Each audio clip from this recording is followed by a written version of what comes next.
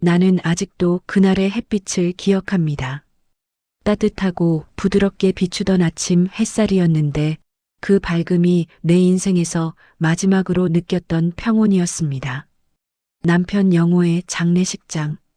흰 국화향이 코를 찌르고 천장에 박힌 작은 LED 조명이 내 얼굴의 주름을 더 선명하게 드러내고 있었죠. 나는 남편의 영정사진을 멍하니 바라보며 그래도 평생 같이 살아줘서 고마웠어요. 조용히 속삭였습니다. 그런데 뒷문이 딸깍 열리면서 내 가장 친한 친구이자 40년 지기였던 정미가 들어왔습니다. 흰 검은색 원피스에 진한 화장, 눈가는 울어붓기는커녕 오히려 반짝였죠. 나는 반가움과 슬픔이 뒤섞여 그녀의 손을 잡으려 했습니다. 그 순간 정미가 내 손을 거두더니 작게 미소를 지었습니다. 순자야, 이제 나도 이 사람을 보내줘야겠지? 순간 내 등골이 얼어붙었습니다. 나는 무슨 말이냐고 물었고 정미는 내게 조용히 귓속말했습니다. 영호, 나하고 7년 동안 같이 있었어. 그 말은 장례식장의 국화꽃보다 더 하얗게 내 머리를 뒤흔들어 놓았습니다. 내 무릎이 풀리고 숨이 들리지 않았습니다. 나는 정미가 내 남편관 앞에서 울며 말하는 걸 들었습니다. 영호야, 나는 이제 어떻게 울고 있는 건 나여야 했습니다. 남편의 아내는 나인데 울 자격이 있는 사람도 나뿐인데 정미는 내 자리에서 울고 있었죠. 그 순간 내 머릿속에 단 한 가지 생각만 떠올랐습니다. 이 사람을 이렇게 편하게 떠나게 할 순 없다. 나는 입을 앙다물고 장례식장의 따사로운 햇빛을 등지고 남편의 영정을 바라보았습니다. 내 평생 처음으로 내 마음속 깊은 곳에서 새카만 분노가 올라왔습니다. 그래, 끝까지 내가 보낼게. 내 방식대로. 나는 올해 72, 이름은 김순자입니다. 평생 사람들에게 순하고 착한 사람이라는 말을 들으며 살아왔습니다. 남편 영호는 나보다 2살 많은 74. 참 온화한 사람이었고 동네 사람들도 다들 그를 좋게 봤습니다. 우리는 45년을 함께 살았고 그중 30년을 나는 그가 나를 아끼고 사랑한다고 믿으며 살았습니다. 아이 없이 살아온 세월도 길었죠. 결혼하고 몇 년 동안 병원을 전전하다 결국 둘만의 삶을 선택하기로 했어요. 그때 남편이 제 손을 꼭 잡고 순자야, 나는 너만 있으면 된다고 말했을 때 나는 정말 그 말이 진심이라고 믿었습니다. 그 한마디가 내 인생을 붙잡아 준 줄 알았죠. 내게는 정미라는 친구가 있었습니다. 중학교 시절부터 함께 자라며 서로의 집에서 밥 얻어먹고 20살 넘어서도 같은 직장에서 일하며 서로의 삶을 공유했던 사람. 내 결혼식 사회도 봐줬고 내가 힘들 때마다 달려와 등을 토닥여주던 사람이었습니다. 나는 세상에 단 한 명이라도 내 편이 있다면 그게 정미라고 믿었습니다. 남편도 정미를 좋아했습니다. 너 친구 중엔 정미가 제일 낫다고 했고 우리 셋이서 밥 먹을 때면 분위기도 밝고 대화도 잘 이어졌습니다. 나는 그걸 행복이라고 생각했고 서로 편히 지낼 수 있는 관계라고 믿었습니다. 그런데 지금 돌이켜보면 그 삼각형 안에서 나만 몰랐던 진실이 있었던 겁니다. 남편은 7년 전부터 조금씩 변했습니다. 산책이 늘었고 몇 시간씩 연락이 되지 않는 날이 많아졌습니다. 전화를 받지 않거나 누군가에게 전화를 받으면 꼭 베란다로 나가 작은 목소리로 이야기했습니다. 휴대폰은 항상 엎어놓았고 나랑 있을 때는 폰을 절대 손에서 떼지 않았어요. 그때 한번 제대로 의심했어야 했는데 나는 그저 나이 들어서 예민해졌다고 넘겼습니다. 그리고 정미는 항상 말했죠. 남자들은 원래 그래. 그냥 둬. 지금 생각하면 그 말조차 의미가 있었던 건데 나는 친구의 말을 믿었습니다. 친구니까 의심할 이유가 없다고 생각했죠. 영호가 쓰러진 날 병원에서 의사는 이미 늦었다고 말했습니다. 심장마비, 단숨에 떠난 거라고. 나는 바닥에 주저앉아 울었고 정민은 내 등을 토닥이며 순자야, 힘내. 내가 있잖아라고 했습니다. 그 말이 그토록 잔인하게 느껴질 줄 그때는 몰랐습니다. 그 순간 정민은 남편을 바라보며 오래도록 무슨 생각을 하는 듯 했는데 나는 그 표정의 의미를 해석할 여유가 없었습니다. 남편의 차가운 손을 붙잡고 영호 씨 가지 마요.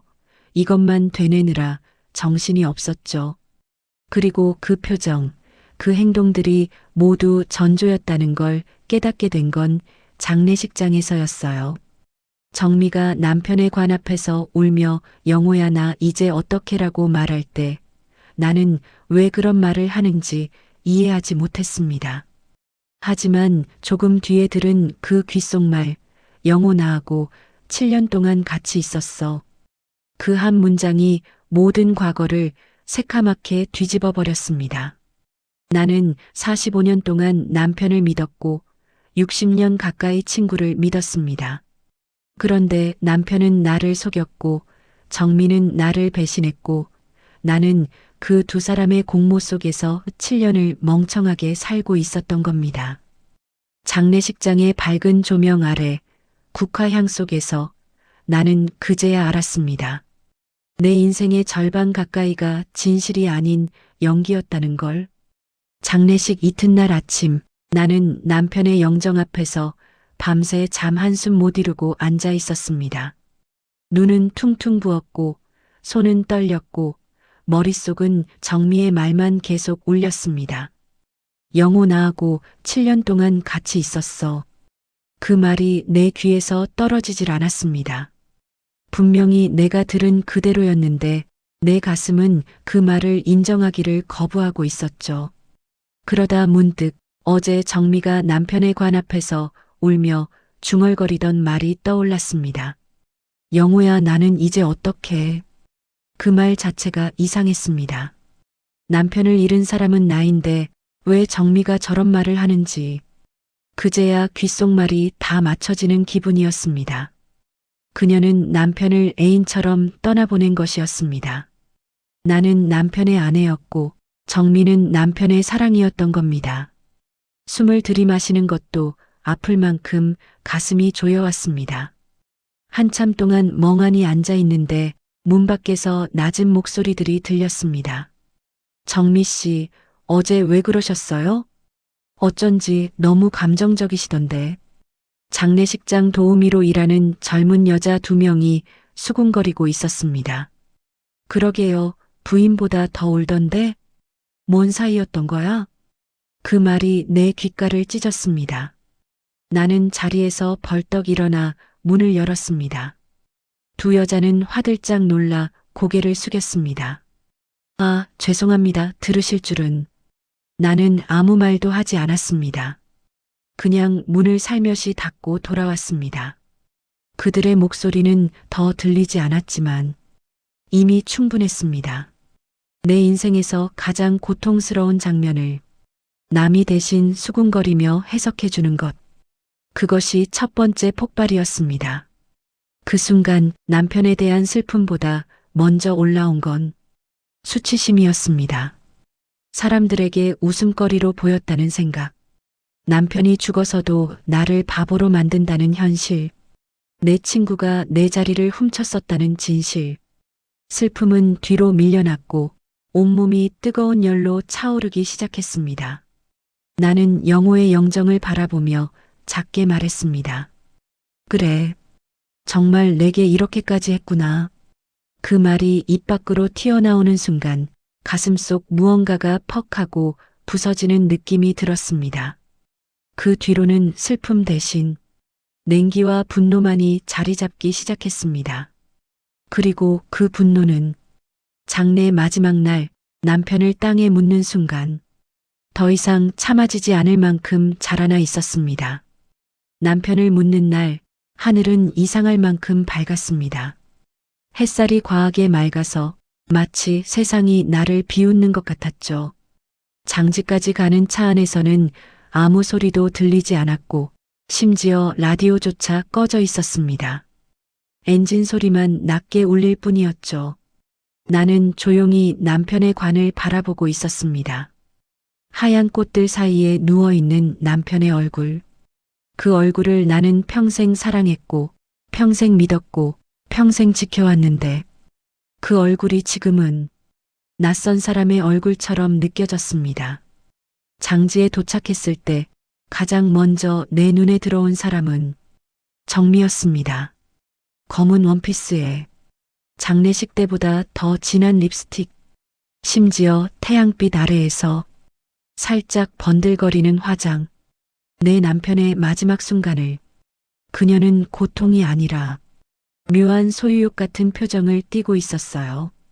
정미가 나를 향해 조용히 걸어왔습니다. 순자야, 괜찮아?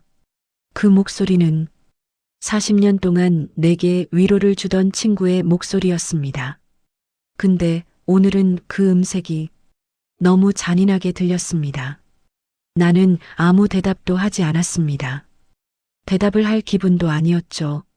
정민은 한 발 더 다가와 내 팔을 잡았습니다. 순자야, 영호, 정말 좋은 사람이었잖아. 나도 많이 못 잊을 것 같아. 그 순간 내 숨이 딱 멎었습니다. 나도 못 잊을 것 같아? 그건 남편의 아내인 내가 할 말이었고 내가 느낄 감정이었습니다. 그런데 정민은 내 감정을 삐죽이 빼먹으려는 듯한 태도로 그 말을 내뱉었죠. 나는 조용히 팔을 뿌리쳤습니다. 정미야, 내가 뭘 잊고 말고를 왜 여기서 말하니? 정미가 잠시 멈칫하더니 입술을 깨물었습니다. 순자야, 오해하지 마. 나랑 영호 그런 사이긴 했지만 그 다음 말은 내 인생에서 가장 모욕적인 문장이었습니다. 그래도 널 사랑하긴 했어. 나는 그대로 피가 머리끝까지 치밀어 올랐습니다.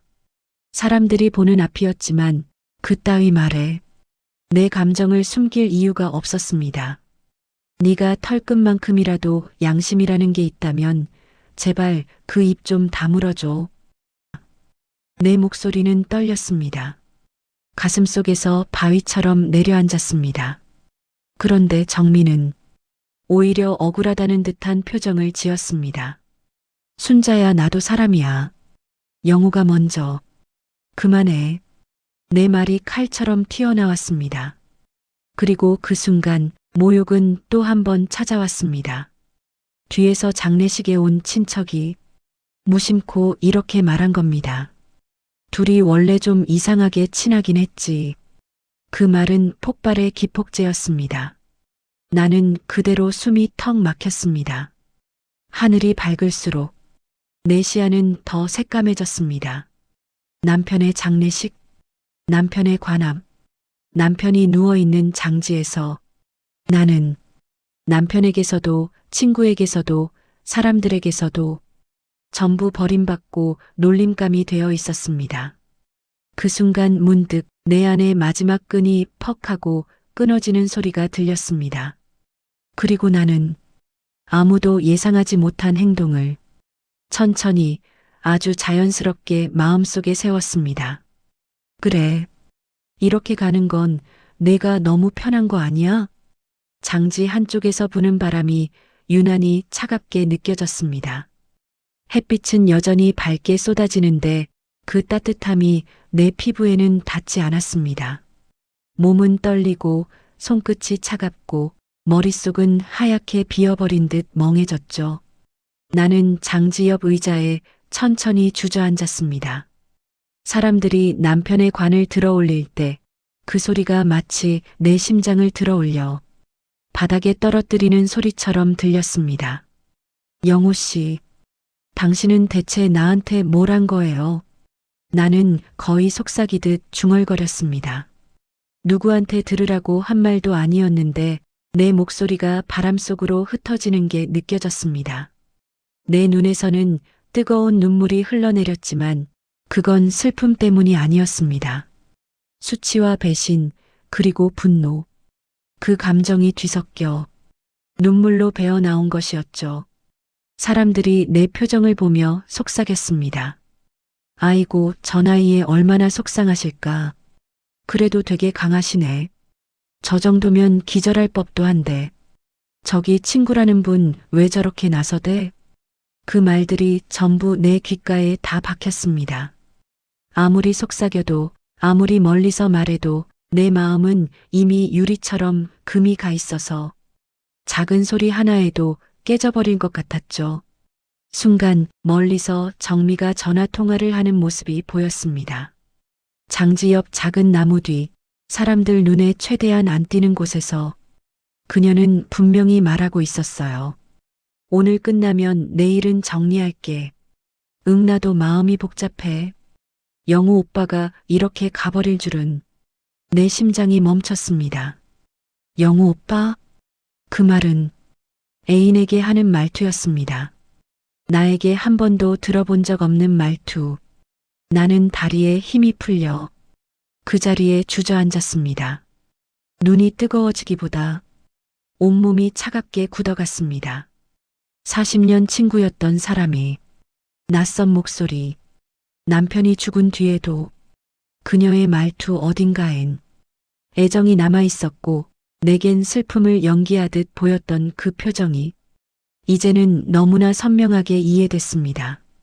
나는 눈가를 닦지도 못한 채 가만히 땅만 바라봤습니다. 내가 이 사람들한테 평생 속아 살았구나. 그 사실이 나를 가장 뜨겁게 찔렀습니다. 남편에게 속았고, 친구에게 속았고, 내 인생까지 속아버린 세월. 오래 참아온 눈물이 그제야 우두둑 떨어졌습니다. 흉한 얼굴이 되었어도 상관없었습니다. 내 감정은 이미 망가져 있었으니까요. 그 순간 사람들은 모두 남편의 관을 묻기 위해 자리를 움직이고 있었지만 나는 홀로 앉아 하늘만 바라봤습니다. 햇빛이 밝아도 세상이 다 뒤집어진 것 같았습니다. 햇살이 온 얼굴을 비추는데도 하나도 따뜻하지 않았습니다. 그리고 그 차가운 고요 속에서 나는 조용히 하지만 분명히 느꼈습니다.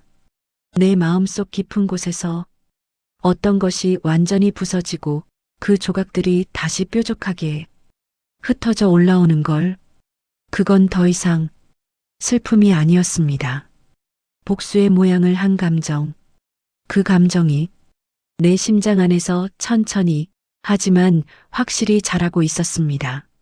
남편의 관이 땅으로 내려가기 불과 몇 분 전 장지 주변은 이상할 만큼 조용했습니다.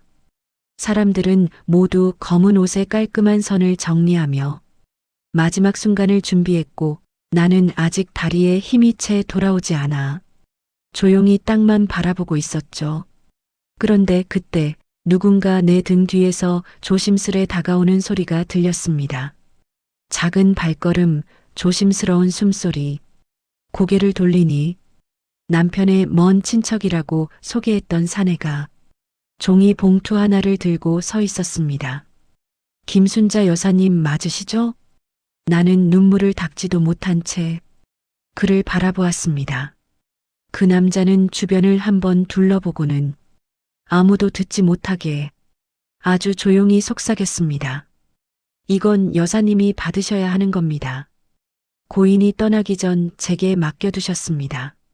순간 심장이 쿵하고 크게 내려앉았습니다. 무언가 큰 비밀이 담겨 있는 듯한 종이 봉투. 봉투 겉에는 남편의 필체로 보이는 삐뚤삐뚤한 글이 적혀 있었죠. 순자에게. 나는 손을 떨며 봉투를 열었습니다. 안에는 서류 몇 장과 남편이 직접 쓴 편지 한 통이 들어 있었습니다. 편지를 펼쳐 읽기 시작하자 순간 눈앞에 글자가 번져 보일 만큼 감정이 들끓기 시작했습니다. 남편의 편지 중 일부. 순자야, 내가 정말 잘못했다. 너한테 평생 말하지 못한 큰 죄를 지고 살았다. 정미화의 일은 순자야, 정말 실수였다. 한 번의 실수였는데 그게 너무 길어지고 끈지를 못했다. 하지만 그게 전부가 아니다. 정미가 나를 협박했다. 내가 벌었던 돈, 적금, 보험, 전부 정미에게 흘러갔다. 나는 바보처럼 속아 넘어갔다. 그 여자 말만 믿고 돈을 넘겼다. 순자야, 내 이름으로 된 통장도 그 여자가 알고 있다. 그 여자가 널 겨냥한 거다. 나는 편지를 끝까지 읽지 못했습니다. 손이 떨려 종이가 바스라질 것 같았고 머릿속에서는 하나의 문장만 쿵쿵 울렸습니다. 남편이 아니라 정미가 나를 이용했고 남편까지 조종한 거였다. 남편이 죽기 전 남긴 마지막 고백. 그 고백은 내 마음을 더 어둡게 만들었습니다. 정미가 남편을 사랑했다? 아니었습니다. 정미는 남편을 이용한 것이었고 남편은 바보처럼 그 덫에 걸렸을 뿐이었어요. 더 충격적인 것은 편지 뒤에 있던 서류였습니다. 남편 명의 재산 목록, 최근 몇 년간 빠져나간 큰 금액의 이체 내역, 정미가 운영하는 계좌로 흘러간 돈들, 심지어 내 이름으로 된 통장의 비밀번호 변경 알림, 보험금 계약자 변경 요청서 사본. 나는 손으로 입을 막았습니다. 정미는 내 남편과 불륜을 저지른 것뿐 아니라 우리 가족의 재산까지 전부 소나기에 넣으려고 했던 것입니다. 그리고 남편은 그 사실을 알고 난 뒤 죽기 직전까지 죄책감에 시달렸던 겁니다. 나는 하늘을 올려다보았습니다. 너무 밝은 하늘이었고 구름 한 점 없는 파란색이 오히려 잔인하게 느껴졌습니다. 그리고 그 순간 또 다른 반전이 터졌습니다. 남편의 필체로 쓰인 작은 문장 하나. 순자야, 내가 죽으면 정미가 장례식장에 나타날 것이다. 그때 조심해라. 나는 숨을 멈췄습니다. 정미가 장례 첫날부터 왜 그렇게 바삐 뛰어다녔는지, 왜 장지까지 빠짐없이 따라왔는지, 왜 남편의 옆에 서서 나 이제 어떡해라고 했는지, 이 모든 것이 슬픔 때문이 아니라 내가 무너지는 순간을 확인하기 위해서였다는 걸 나는 그제야 깨달았습니다. 나는 손에 든 편지를 꼭 움켜쥐며 스스로에게 말했습니다. 그래, 내가 저지른 짓 하나도 안 빼고 다 되돌려줄게. 이제 남편은 죽었고 모든 비밀은 드러났고 이 복수는 더 이상 내 감정의 문제가 아니었습니다. 정당한 되찾기, 정의의 회수, 내 인생의 되돌림. 나는 천천히 자리에서 일어섰습니다. 그리고 그 순간 내 안에서 조용하던 무언가가 또렷하게 깨어났습니다. 편지를 쥔 내 손은 식은 땀으로 젖어 있었고 눈앞의 햇빛은 너무 밝아서 오히려 세상이 어지럽게 흔들려 보였습니다. 남편이 마지막으로 남긴 고백, 그리고 정미가 꾸며놓은 거대한 덫. 이 모든 것을 알고 나니 나는 더 이상 예전의 순자일 수가 없었습니다. 그런데 그 순간 누군가 뒤에서 내 이름을 낮게 불렀다. 순자야, 잠깐 얘기 좀 하자. 정미였다. 장례가 끝나지도 않았는데 그녀는 놀랍도록 단정한 얼굴이었다.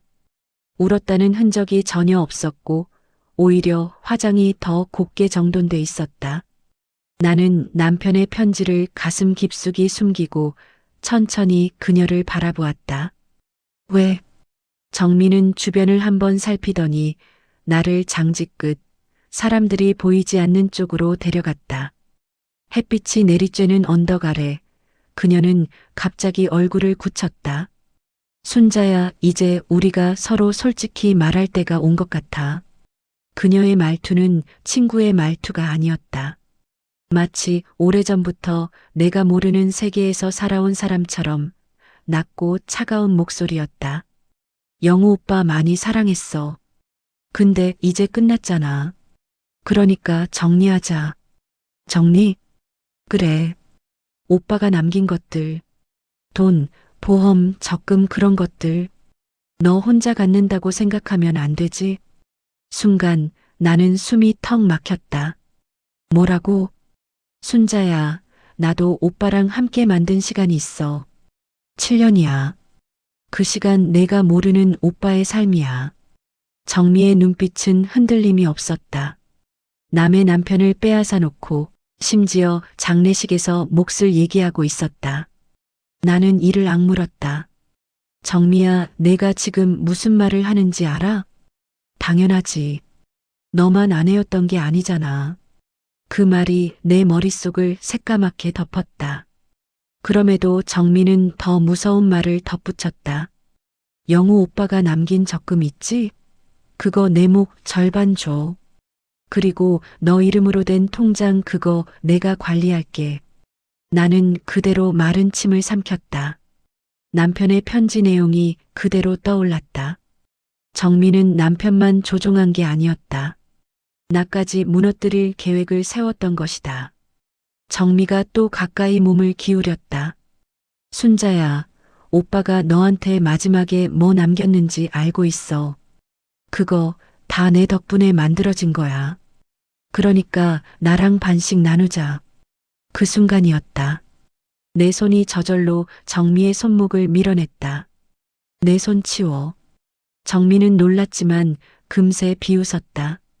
순자야, 내가 지금 판단이 흐려진 거야. 난 오빠랑 진짜 사랑했어. 나는 조용히 말했다. 아니, 넌 사랑한 게 아니라 이용한 거야. 정미의 표정이 순간 굳어졌다. 뭐? 돈을 빼내고 보험을 바꾸고 적금을 가져가고 내 이름 통장까지 노렸지. 남편이 다 적어놨더라.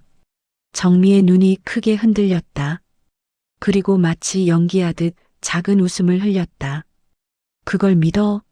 죽은 사람 말인데? 나는 고개를 들고 정미를 똑바로 바라보았다. 그래. 죽은 사람이 남긴 마지막 말이니까 믿을 거야.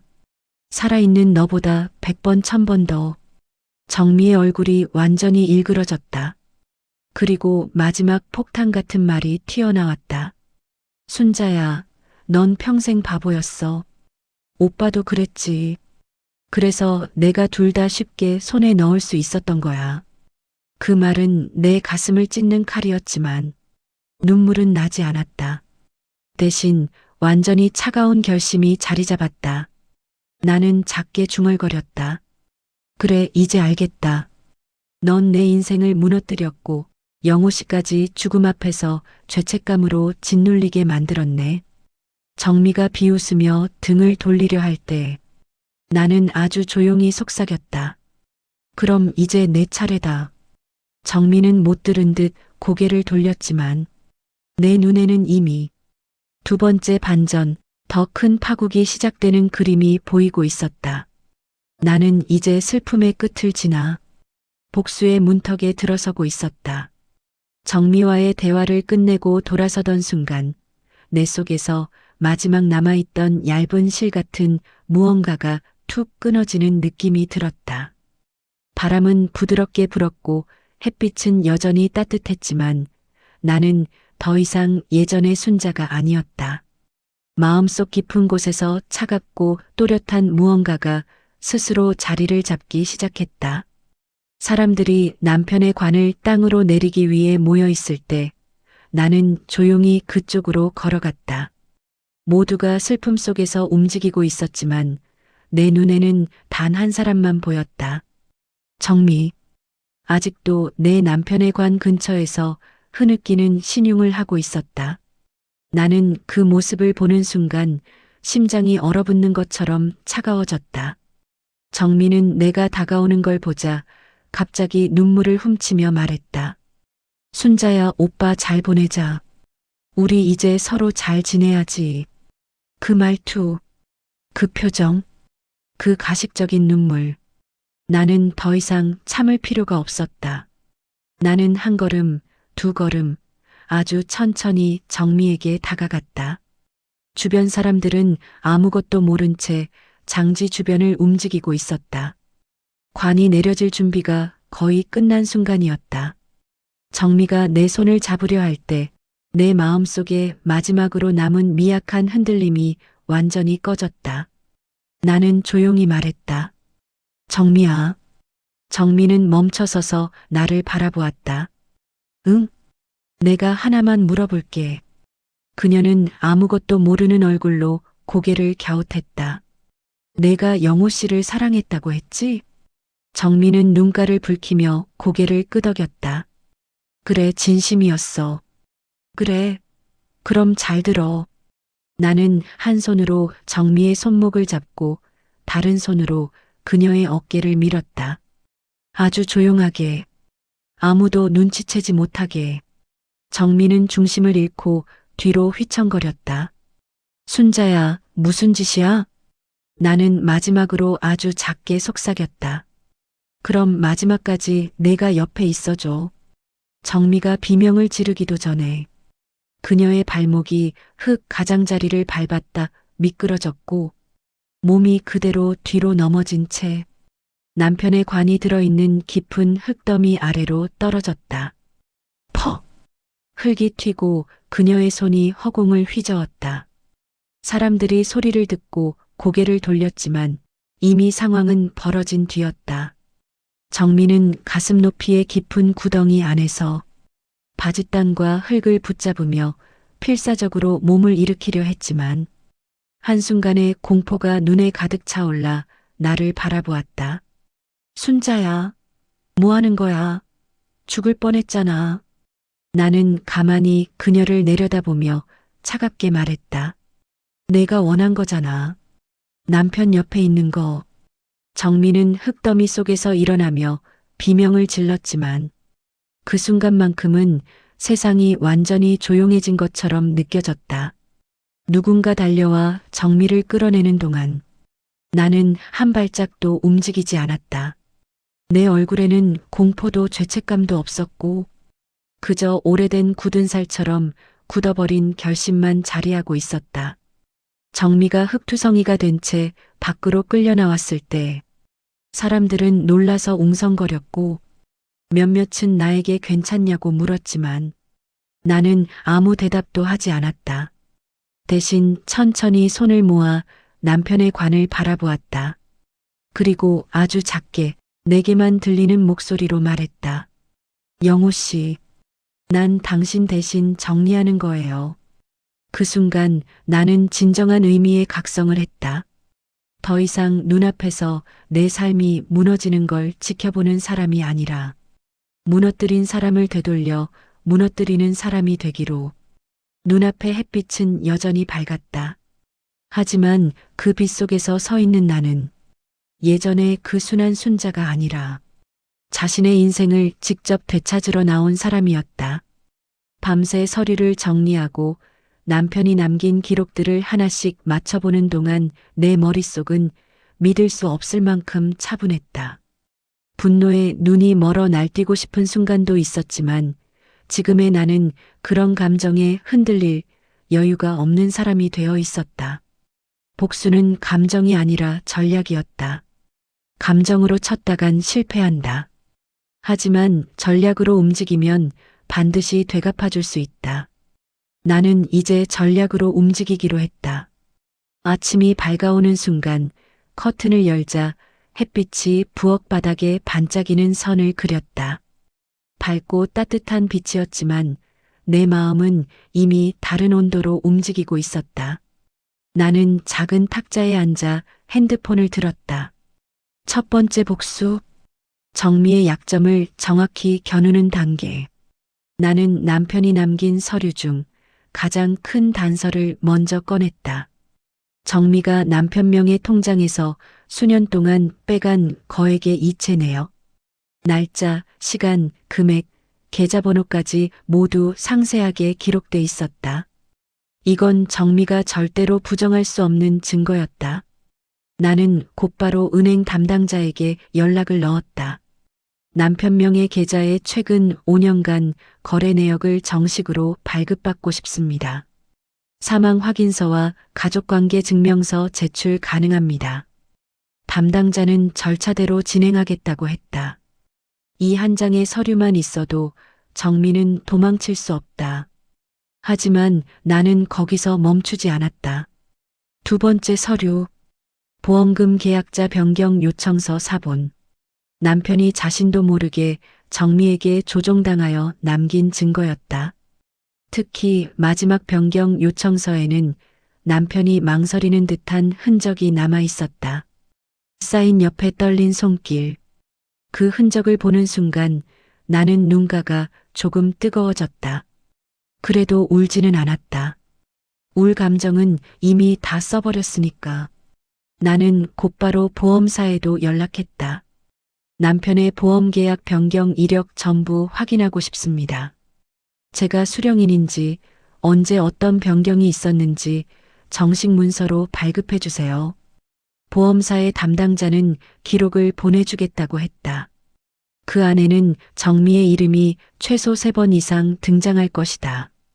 그것만으로도 충분히 강력한 무기였다. 나는 그 자료들을 책상 한쪽에 가지런히 쌓아두고 한참 동안 숨을 고르고 나서 핸드폰을 들었다. 두 번째 복수. 정미의 사회적 기반을 흔드는 단계. 나는 정미가 다니는 곳, 만나는 사람들, 그녀가 숨겨놓은 SNS 계정까지 뒤지기 시작했다.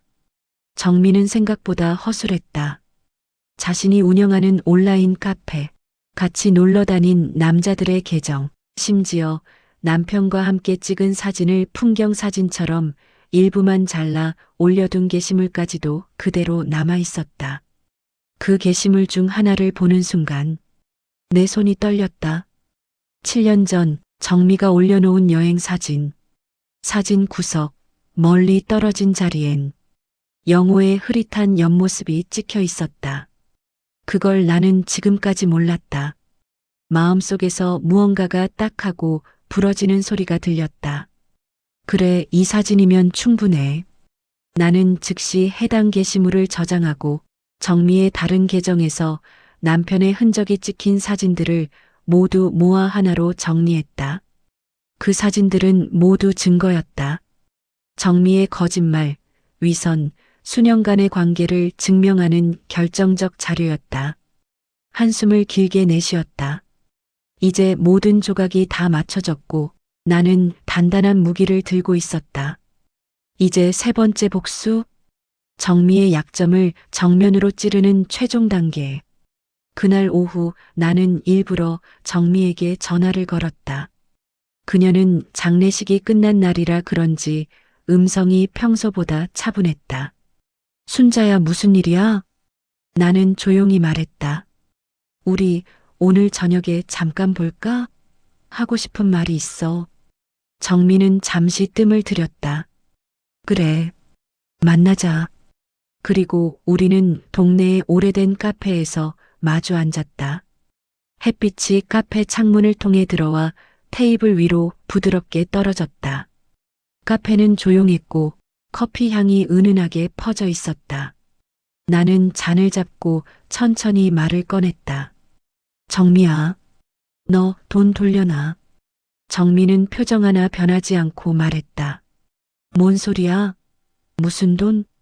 나는 가방에서 서류 한 묶음을 꺼내 그녀 앞에 내려놓았다. 내가 가져간 돈들. 이 계좌로 빠져나간 거 남편이 다 적어놨더라. 정미는 그때 처음으로 얼굴이 굳어졌다. 그녀의 손이 잔을 잡고 있던 테이블 위에서 살짝 떨렸다. 순자야, 그건 오해야. 오해야? 그럼 이건? 나는 두 번째 서류를 꺼내 그녀 앞에 펼쳤다. 보험금 변경 이력, 정미의 이름, 날짜, 남편의 망설임이 묻어나는 서명. 정미의 얼굴이 점점 하얘졌다. 숨도 고르게 쉬지 못하고 헐떡였다. 그리고 마지막, 가장 결정적인 것. 나는 휴대폰 화면을 열어 그녀에게 돌려보였다. 남편과 함께 찍힌 사진들. 정미가 숨겨 올렸던 여행 사진. 남편의 옆모습, 그림자, 손짓, 그리고 둘이 함께 있는 흔적들. 정미의 표정이 완전히 무너졌다. 이제 알아? 너는 내가 생각하는 것보다 훨씬 바보야. 나는 몸을 앞으로 기울여 조용히 말했다. 그리고 나는 너보다 훨씬 치밀해. 정민은 결국 아무 말도 하지 못했다. 그녀의 얼굴은 분노, 당황, 두려움이 뒤섞여 있었다. 나는 마지막으로 차분히 말했다. 정미야, 하나하나 되갚을 거야. 내가 훔친 돈, 내가 부수려던 내 인생, 내가 만든 거짓말들, 전부 돌려놔. 나는 천천히 의자를 밀고 일어나 밖으로 걸어 나왔다. 햇빛은 여전히 따뜻했고 그 속에서 나는 다시는 예전의 순자가 아니었다. 이제 정미의 세상이 무너질 차례였다. 정미와의 만남 이후 나는 며칠 동안 조용히 움직였다. 은행, 보험사, 세무서, 그리고 남편이 생전에 거래하던 사람들까지. 정미가 남편에게서 빼간 돈들은 대부분 증거가 남아있는 돈이었다. 그 덕에 회수 절차는 생각보다 훨씬 빠르게 진행됐다. 신문 한 구석에는 작은 단신 기사가 떴다. 70대 여성, 타인명의 자산 불법 편취 혐의 조사. 이름은 가려져 있었지만 나는 누구 이야기인지 단번에 알 수 있었다. 정미의 세계가 서서히 금이 가기 시작했다. 그녀는 며칠 동안 나에게 전화를 걸어 울고 화내고 협박하고 빌고 애원했지만 나는 단 한 번도 받지 않았다. 이제 더 이상 그 목소리에 흔들릴 사람이 아니었기 때문이다. 하지만 사람들은 모른다. 정미가 장례식 날 벌였던 광기 어린 행동을. 그날의 마지막 순간 남편의 관이 땅으로 내려가기 직전 정미가 조용히 다가와 나에게 말했다. 순자야, 장례가 끝나면 나랑 얘기 좀 더 해야 돼. 나는 그녀를 가만히 바라봤다. 그리고 그 순간 7년간의 배신과 조롱, 남편의 죽음 앞에서조차 가면을 벗지 않았던 정미의 모습, 그 모든 것이 한꺼번에 떠올랐다. 정미는 내가 아무 말도 하지 않자 나보다 먼저 관 쪽으로 다가갔다. 영우 오빠 나왔어. 순간 내 안에서 무언가 단단하게 끊어졌다. 그리고 나는 생각했다. 이제 그만해. 이 사람에게 마지막 자리를 내줄 필요는 없어. 나는 정미의 어깨를 아주 천천히 하지만 흔들림 없는 힘으로 밀었다. 정미는 갑작스러운 힘의 중심을 잃고 남편의 관이 내려가는 흙더미 쪽으로 그대로 쏟아졌다. 사람들이 놀라며 달려왔고 정미는 흙 위에 손을 짚으며 벌떡 일어났다. 순자야, 미쳤어. 나는 아무 말도 하지 않았다. 정미의 얼굴은 흙먼지로 얼룩져 있었고 그 순간 나는 이상하리만큼 평온했다. 내가 그 사람에게 가진 마지막 감정까지 모두 무너져 내린 순간이었다. 그 뒤로 정미는 나와 눈도 마주치지 못한 채 장지에서 허겁지겁 도망치듯 내려갔었다. 그 장면이 내 복수의 첫 그림자였고 그 후의 모든 일은 그림처럼 정확하게 무너져갔다. 아직도 난 그날의 일을 떠올리면 어디에서 그런 용기가 나왔었는지 놀라워하며 한편으론 미소가 지어지기도 한다. 남편이 떠난 지 49일이 지났을 때 나는 그동안 찾지 못했던 평온이라는 것을 아주 조금 느끼기 시작했다. 아침 햇빛이 부엌 창문을 통해 들어오면 나는 작은 테이블에 앉아 조용히 따뜻한 차 한 잔을 마셨다. 예전처럼 큰 소리로 웃어주는 사람은 없지만 지금의 나는 누구에게도 속지 않는 마음을 가졌다. 남편이 남긴 상처는 아직 아프지만 그 안에서 깨달은 것도 분명 있었다. 나는 더 이상 누구에게도 휘둘리지 않는 사람이라는 것. 정미는 결국 모든 혐의가 밝혀졌고 남편에게서 빼낸 돈 대부분을 나에게 반환해야 했다. 그녀의 사회적 체면은 이미 무너졌고 나는 그 사실을 조용히 바라볼 뿐이었다. 밤이 깊어지는 어느 날 나는 남편의 낡은 사진을 바라보았다. 영호 씨, 당신이 죄책감에 눌려 떠났던 그 시간, 이제 내가 다 정리했어요. 그리고 나는 마지막으로 아주 조용히 그에게 속삭였다. 하지만 당신도 나한테 정말 큰 죄를 지었어요. 바람이 스르륵 불어와 커튼이 흔들렸다. 그 움직임을 보며 나는 정말 오랜만에 어깨가 가볍다는 느낌을 받았다. 이제 나는 내 삶을 다시 살아가면 된다. 누구의 그림자도 아닌 나만의 발걸음으로. 그리고 이 모든 이야기를 듣고 있는 당신에게 나는 이렇게 묻고 싶다. 당신이라면 용서했을까요? 오늘도 영상 봐주셔서 감사합니다. 구독과 좋아요, 알림 설정 부탁드려요. 댓글로 여러분 생각도 들려주세요.